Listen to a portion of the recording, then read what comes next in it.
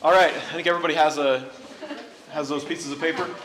These were resources that I printed out. Kristen sent them to me. This is Kristen right here. She sent them to me this week as we were talking about this sermon, and I thought they were very helpful, so I put them together in this way and sent them to, I printed them out for you guys. So I wanted us to have some more practical, like, what can I do about this? How can I develop emotional regulation or the ability to not be led by my emotions constantly? And so I thought these were helpful tools in that direction. So you'll have this side just explains what the cognitive behavioral model, the one that I mentioned during the sermon, is. You have a feelings or an emotions wheel on the backside that gives you some words to describe your emotions. That is probably helpful in some way. And then on this side is an actual activity that you can do to catch your thoughts, catch your emotions, your perceptions, and try to reorient them toward what is true. So I wanted to ask Kristen to walk through these real quickly and kind of just talk about how these can be used, maybe especially in more of a counseling setting. Yes. I'm coming from a very therapy lens, but emotions wheel is my best friend. If you're ever feeling overwhelmed or like something's off, but you don't know why, this is a great place to start. Name that emotion. Take it to God, take it to Scripture, take it to community. It's just, if you're just feeling something but you don't know what, great place to start. Or in relationships, friendships, marriages, I feel blank. It's a good place to start sometimes. Cognitive model. So what's really cool, this is one of the most researched, evidence-based approaches in counseling right now. And I think it really lines up with the biblical model of that our emotions and our beliefs are connected. And that informs how we act, how we behave. And so the whole premise is you kind of work backwards. You name what emotion you're experiencing, and you can trace back what is the belief that is leading to this emotion. And how true is that belief? 1 to 10, what's the evidence? And like the research shows that if you change your belief, it can change the emotional outcome. Maybe not right away, probably take some practice. The routes in our brain take some time to readjust. So that's just a tool you can practice. This one is also helpful if you really want to get into the weeds, but it kind of walks through a similar process, like what was the situation? I'm looking at the graph here. What was the situation? What was my automatic thought? And how true is that thought? What was the emotion? How intense was that emotion? And what was that response? And what was the outcome? So it's a similar process you can walk through. And if you really want to nerd out about like therapy stuff, this is cognitive distortions. It's like different ways that we tend to misinterpret things or misbelieve things. So it's just a brief overview. So hopefully you can take these as, these are just tools for you. These are free on the internet. You can go Google them and find them. But these are just tools for you that hopefully can help give some handles to growing in this area. I thought when she sent me this, I thought the cognitive distortions list was really helpful to put a word to either things that I've felt or often many things that as I've been talking to people and they're processing this situation in their life, give me a title for like, oh, you're catastrophizing. That's what's going on. You think this person's going to leave and they're going to destroy your life and you're never going to get a job and nobody will ever love you again and you're just getting out of control here. So it's helpful to have some labels for the ways that we can think in irrational ways, as this document says. So hopefully these are helpful to you. I'll shift us toward some Q&A. We have quite a few in the QR code, but we're also willing to take some live. We want to avoid derailing off the topic, because I know there's a lot to talk about. We're going to try to do it in 25, 30 minutes as best we can. So, Hailee, do you want to start us with something from the sheet? Well, this is a common topic among some of the questions, but can you guys expand on diagnosed depression and anxiety and how we should interact with those emotions in light of God's design for our emotions? I would put those in a different category than what I'm talking about here. So I would put those, if we're talking like legit clinical diagnosed, that's a medical thing that needs to be handled with medical involvement, medical treatment. I would put that in a separate category than the emotions that I'm talking about. Now, I think there can be some overlap Like a lot of these kind of practices can probably help with symptoms of depression and anxiety, but when you're talking real clinical diagnosed stuff, I'd say that's a medical thing. Is that what you would? Yes, seek clinical help. Just for framework, like clinical anxiety and depression, it's either like more than half the days, more than half of the day, you're experiencing that emotion. And that's really real and a really painful experience for a lot of people. And it basically means your brain has gotten used to thinking a certain way, and it takes a ton of like untangling to reverse that. So yeah, I would suggest mental health professional support.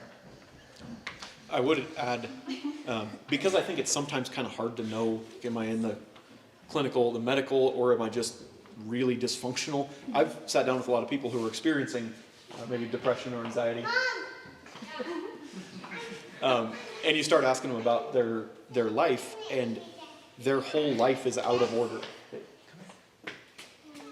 You're saying bye?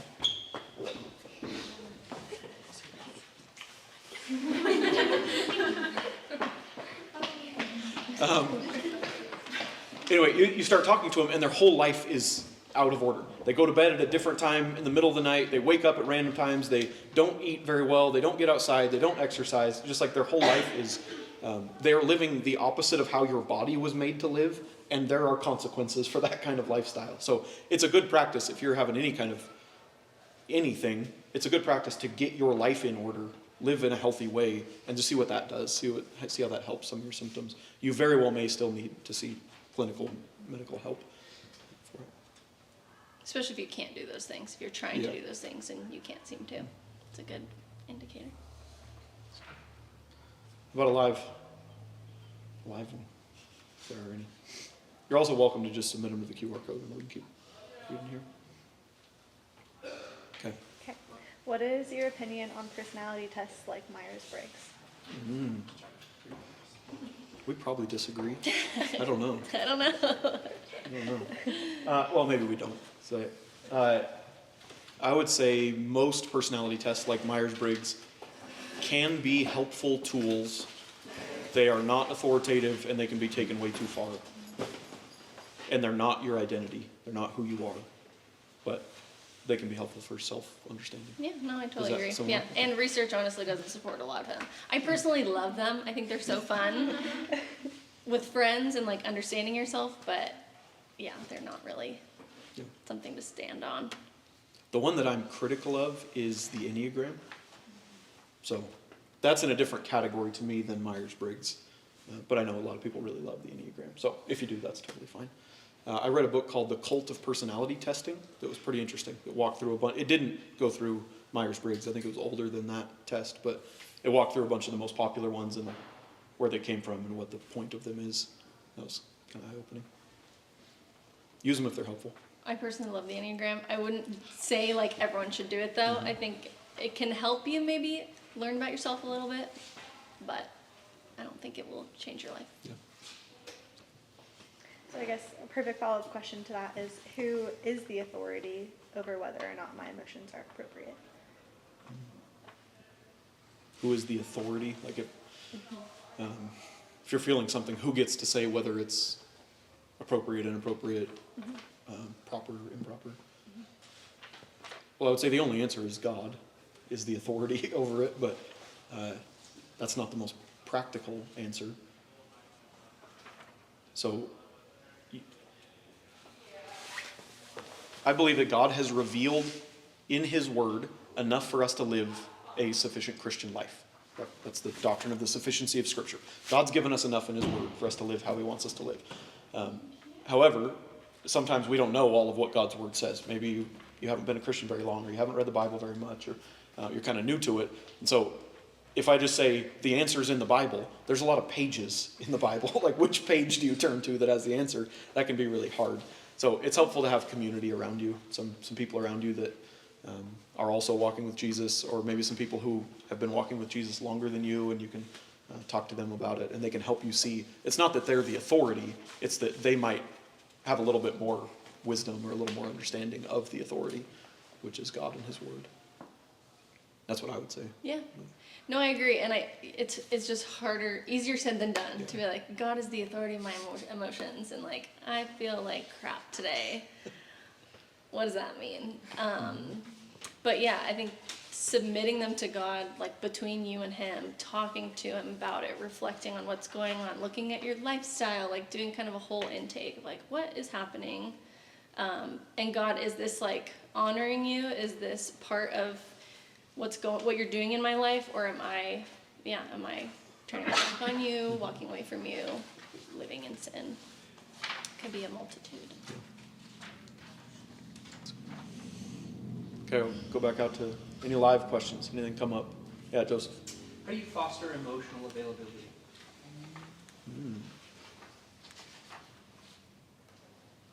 Like if you err on the other side, you're Yeah. emotionally closed off. I don't know. That's a good question. I think you can only be as connected to others emotionally as you are to yourself, which, can be a slippery slope. Some of us are like I'm a super feeler, and it'd be really easy for me to just like get lost in that. And I think on the other side there is more like emotions are scary and uncomfortable, and like I don't have time for that. But yeah, to connect with someone else emotionally, you do have to be connected to yourself emotionally. And I think Jesus is a beautiful model of that, just like being emotionally available, present, mindful, noticing cues, connecting with other people's emotions as He sees them. But yeah, the counselor in me would say, like, yeah, check out what's going on within. Like, yeah, what is your relationship with emotions? That's good. I'm on the opposite side of the spectrum. Naturally, I'm far thinker, if we're using Myers-Briggs language. And so I've had to work at that. I'm married to a woman. I have small women in my house that are really emotional. So I've had to get better at that. I've found that in order to get in touch with my emotions and with hers, sometimes just having a rhythm is helpful. Like every evening or every week or something like that, I'm going to ask you about your day, and I'm going to push down to the emotional level, not just what you do, but like how'd you feel about what you did. And then that forces me to deal with how she was feeling and think about it and work through it and process it. I've found that, so my temptation, and if you're far on the thinker side like me, this is probably your temptation. You are uncomfortable dealing with someone's emotions, and so your temptation is to placate with truth. You're just going to tell them what's real, what's true. God does everything for a reason. You don't need to cry about that. God does everything for a reason. And the reason you do that is because you're a coward. You don't want to deal with the difficulty of the emotions that are present in the room.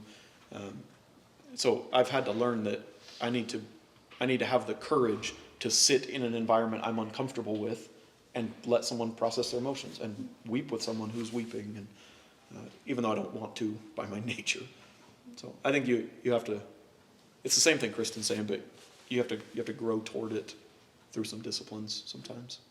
I think that's a great just practice, though, even like for on the more feeler side, like just to set up times where you're like, oh, this is where we're going to connect emotionally, or for couples to do that, or families to do that, or even like your huddle or discipleship group, like to know that this is a safe place to like engage that way, and it can be helpful. Okay. How can I distinguish between what is a thought and what is an emotion? The feelings wheel is a helpful tool.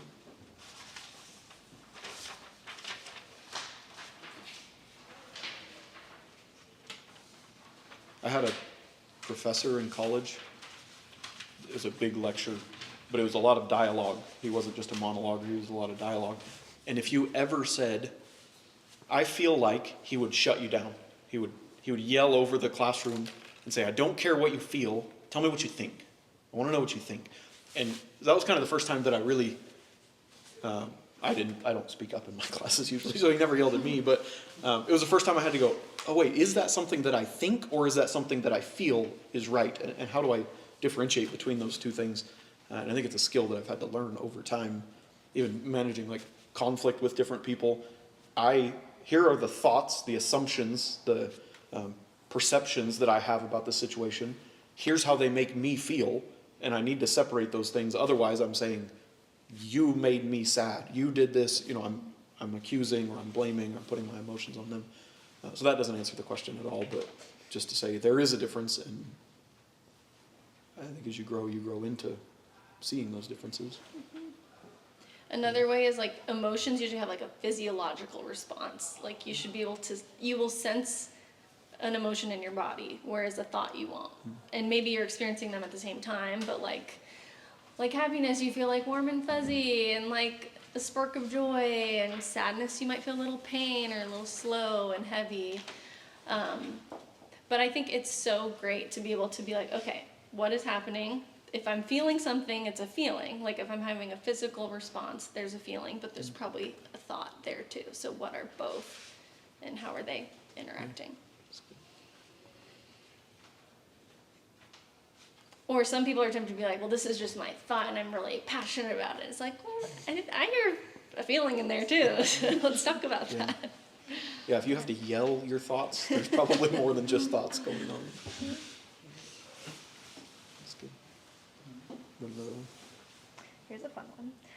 If someone is not emotionally moved by the gospel, does this mean they lack a real understanding of the gospel? Right. No. And over time, you should develop an affection level enjoyment of God and thankfulness for the gospel. So just because I'm rarely emotionally overwhelmed by the goodness of the gospel. That's very rare in my life. It's happened a few times. I think I believe it all the time.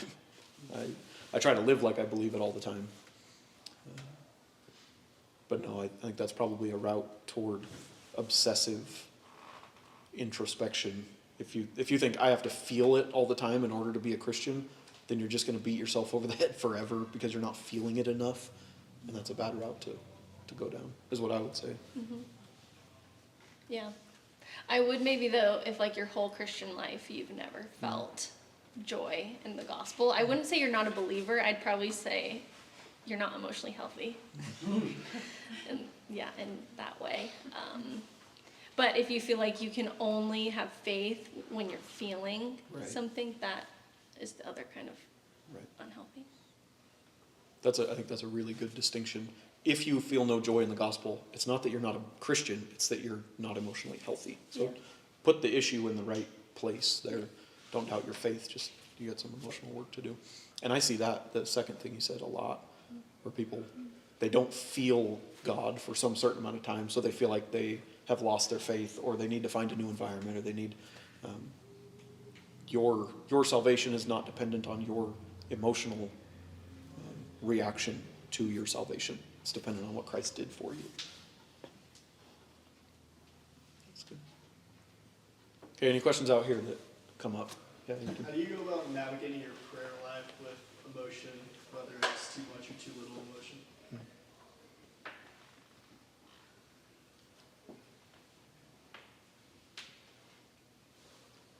Anything? I mean, prayer is like intimate and connective, so I would imagine it would be a safe place to bring your emotions. And I would hope that we are people who bring our emotions to our prayers. But again, it's so hard. It's like the ditches, I guess, of like your prayers are only when like you're emotionally distressed and desperate, and like you only pray if you feel like praying. Like it just seems like some extremes. But I think emotion is like a healthy part of prayer life, and we see that in the Psalms, like lament and joy and gratitude and anger. I don't think God's scared of our emotions. He knows. We can't like hide that from him. But that's just my reaction. Yeah, you said, how do we know if it's too much emotion? I would say that's not ever, the issue is never that there's too much. Maybe it's misdirected or misplaced or something like that, but it's never that it's too much emotion. And like you said, the Psalms are a great example. If you read some of David's prayers and songs, he was as emotional as you could get. Like he was, God, you've abandoned me. Like he was catastrophizing to the extreme in some of those Psalms. So even praying the scriptures, praying the Psalms, if you don't know how to even express emotions or something, that gives us a biblical example of how we can express emotions in prayer. Yeah, God's not scared of your emotions. He knows your emotions. But that doesn't mean, I would say that doesn't mean that all of your emotions are, that doesn't mean that God wants you to just go out to an abandoned brick building and scream cuss words and shatter bottles against the brick building. I know people who do that and have done that. Just because God knows your emotions and wants you to express them doesn't mean that all of them are totally healthy and fine for you to have. Sometimes you could have real emotional issues. You should still tell God about them, but you also got to work on them and work through them. That's good. Yeah, isn't the pattern in Psalms often like, this is the truth about God, here's my emotional response from David or whoever's writing it, and then here's the truth about God again, like the reminder, and submitting to that truth. Yeah. Sorry. Yeah. Search me and know my heart, know my inner thoughts. That's the type of prayer we should pray about our emotions. So I think Job is a really interesting case study in emotions, because he experiences, so his reality, his situation is pretty much as bad as you can get. He loses everything. Loses his whole family, his whole property, everything's gone. And his friends and his wife want him to curse God. Curse God and die, you old man. Turn your back on God. Why would he treat you this way? And Job refuses to go down that emotional path. He refuses to believe the thoughts of those people. And so he expresses emotions. He weeps, he tears his clothes, he shaves his head, he does all that stuff. And Job says multiple times in chapters 1 and 2, in this he did not sin. So Job refused to go down the emotional path that people were recommending, and it was righteous of him to do that. Which implies that he could have gone the direction of his wife. He could have cursed God, been angry and bitter at God. That would have been wrong of him to do that.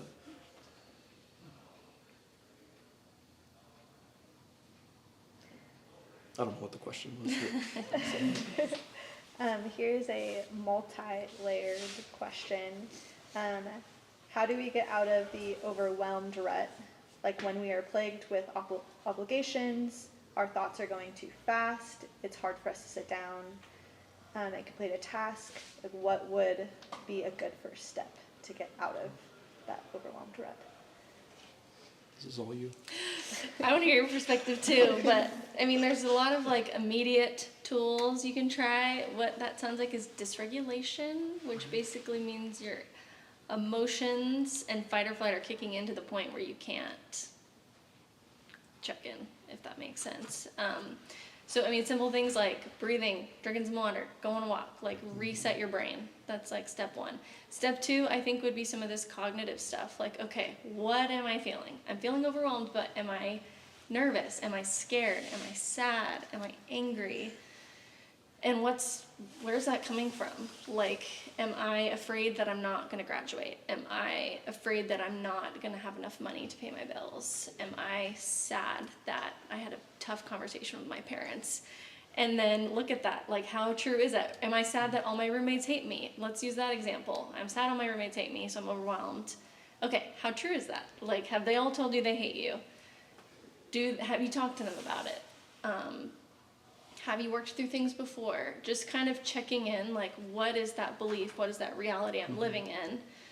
And if you're able to, that takes a lot of, like, brain power to get there, but if you're able to check in with yourself, you can redirect some of those emotions. And it takes a lot of practice.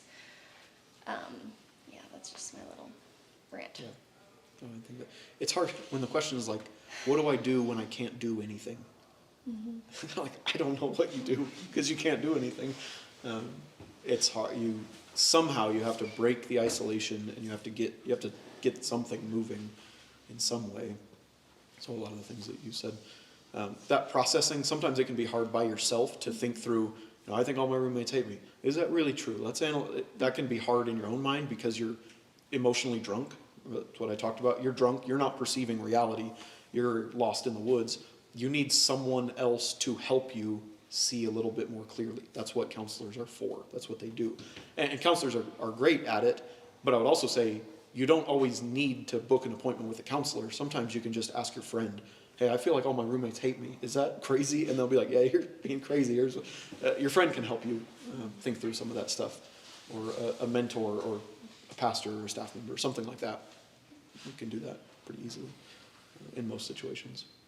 Yeah, I love that response. Like, do something different. That's just a go-to. Try something else.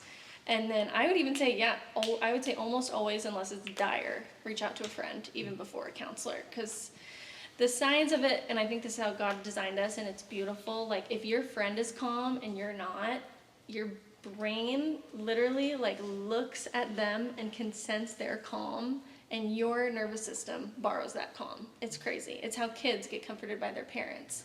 Just being with someone who can have compassion on you, show you empathy, sit there with you, talk it through, can be really powerful. And that's the beauty of the body of Christ, so we get to be that for each other. On the other side of that,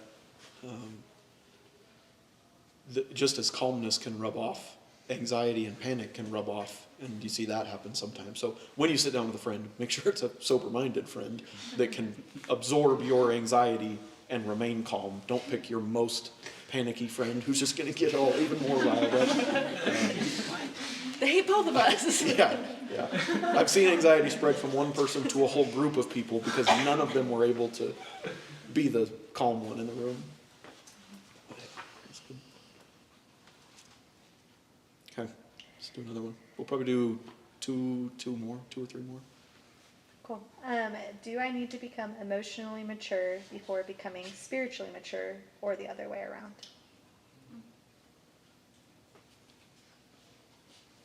I mean, Scazzaro would say, cannot be spiritually mature without being emotionally mature. That might be an overly dogmatic sentence. I don't know. He knows a lot more than I do about that topic, but.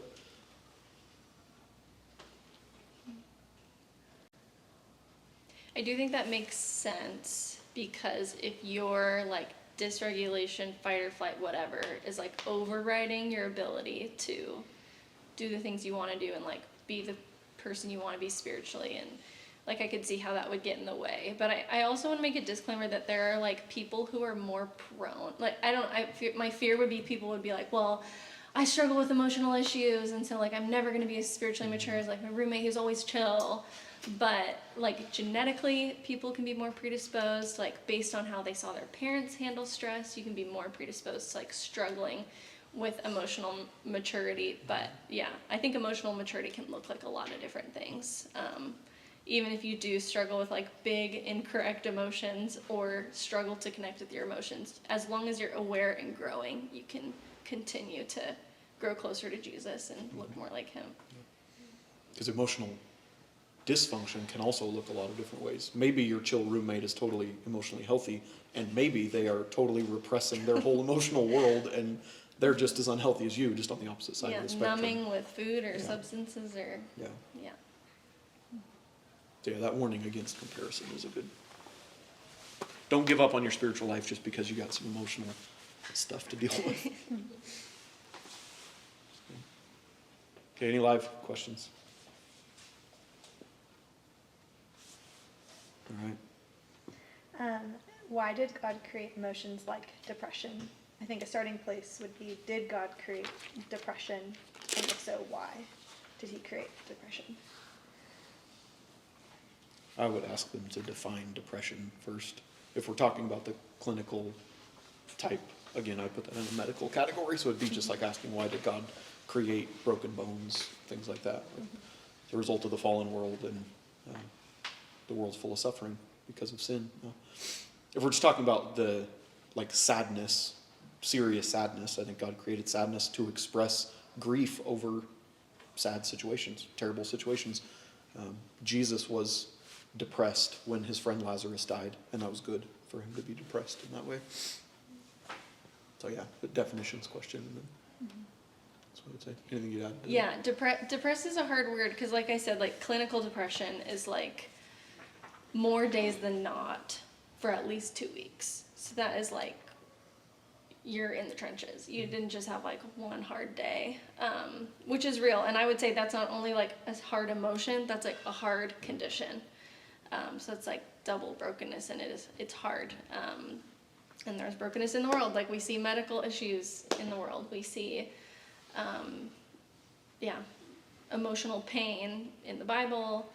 I think too, like, emotions reflect God and his character. And like, we see God celebrating and joyful, and we see him grieved. Like, he was grieved when Adam and Eve turned their back on him. And like, depression is such a sad emotion when you think about it, but like, I think it reflects God's heart can be broken too, and he can be grieved over things too.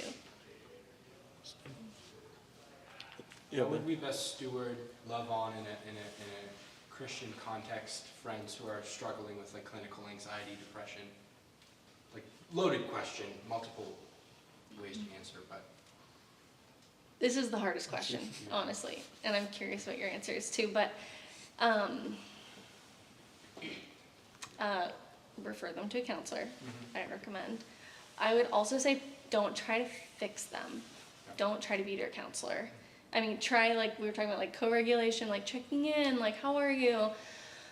But, yeah, we're all on our own emotional journey, and, like, everyone's emotions are their own responsibility to deal with, and we don't have the power to, like, pull someone out of that ourselves, and we might be, like, robbing them of an opportunity to grow by doing that. But obviously, like, if you're really worried about them, like, screen for suicidal ideation, like, how bad is it? If it's that kind of situation, like, be ready to respond. You can call 911 at certain points, you can call a counselor. But yeah, I think the answer is, like, there's only so much you can do. I don't know what I would say beyond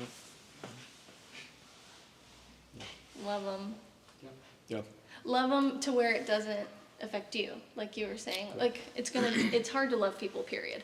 But like, if it is taking you to a less functional place emotionally, then I think you're probably beyond your limits. Yeah, And it's hard.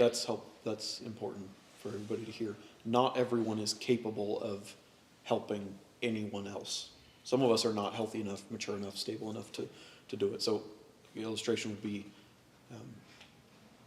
if your friend is stuck in quicksand, if you are capable of one hand on a tree, one hand in the quicksand, pulling them out, that's great, you should do it. If you're going to grab them and now there's two of you in the quicksand, that's just worse than before. You didn't help at all, you just made the whole thing worse. So you have to have some humility and wisdom to know if are you stable enough to be able to help this person through it, or are they going to drag you right down into whatever they're dealing with as well. I've seen that happen a lot. That's good. Okay, we actually have 2 more minutes. 1 more minute. Hit that one. That's Kristen got us there just a second ago. Okay. Does God have emotion?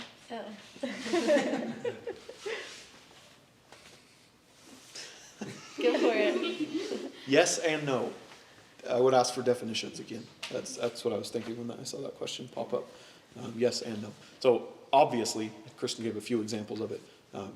The Bible talks about God's joy, God's delight, God's grief over sin. Jesus was God. Jesus experienced all these different emotions on earth. So there's, at some level, God experiences some type of emotion. He has some type of emotional response. Now, when you dig in, like, theologically, there's a little bit of a distinction that has to be made between things like the anthropomorphism of our descriptions, so the personification, the way that the Bible describes God in human terms, but it's not really describing what's going on in his divine nature. So I think there's a lot of that happening where we are using human emotive language to describe him in a personified way when his divine reality is higher than ours, different than ours. And then the other way so historically, the classically Christians have differentiated between God's affections and God's passions. So affections are, they're emotions, they're unchanging emotional states, or they are emotional states, but they are unchanging. They are true and permanent and lasting, and no being outside of God has the ability to affect the emotions. So that God's internal world is, in some ways, it's not permeable. His creatures, like you and I, we don't have the power to change God's internal world. So that's his affections. His passions are mood swings, ups and downs. He gets mad about something, gets happy about something. It's changing emotions. So the doctrine, if you wanted to Google this to learn more about it, the doctrine is called impassibility. God is immutable, which means he cannot change. He does not change. And he is impassible, which means his emotions do not change. So he has emotions, but they're not going up and down. You're not going to catch God on a bad day. You're not going to make God mad and now he betrays you. You're not going to change his love for you. His emotions don't go up and down. They're steady. They're determined by him, and they're constant no matter what. That would be the theological answer to it. Yes, he has emotions, but they're not like ours. So you shouldn't think of God exactly as the way you think of yourself or know yourself emotionally. I think that's important. Yeah, that's an interesting. We've been messaging back and forth, and it's really it's just interesting being in like the clinical world and then a believer. And yeah, Jesus did walk this life, and he did experience most of these emotions. I'm trying to think if I'm sure there were some stupid ones on here he didn't like I don't know if Jesus was ever surprised. Probably not to the way we are. But yeah, I think to look through things with a filter of like what do we see in Scripture, and there is so much to discover. And when you are looking, like you do see a lot of examples of like God expressing emotion, Jesus expressing emotion, and striving to reflect that in that way. This is just a personal take, and I'd be curious for feedback, but I don't know that God or Jesus ever experienced shame, because shame is an identity statement. It's I am bad. And if God at his nature is good, and perfect, I don't think he could have ever. Like in the therapy world, shame is self-hatred at my expense. So I think that's a uniquely human emotion that I think uniquely the devil loves to use. And we are broken people, so there is some truth to it, but we are children of God, so it's redeemed. So that's the one I would say watch for. That is clearly not an emotion that God exhibits. Random tangent, yeah.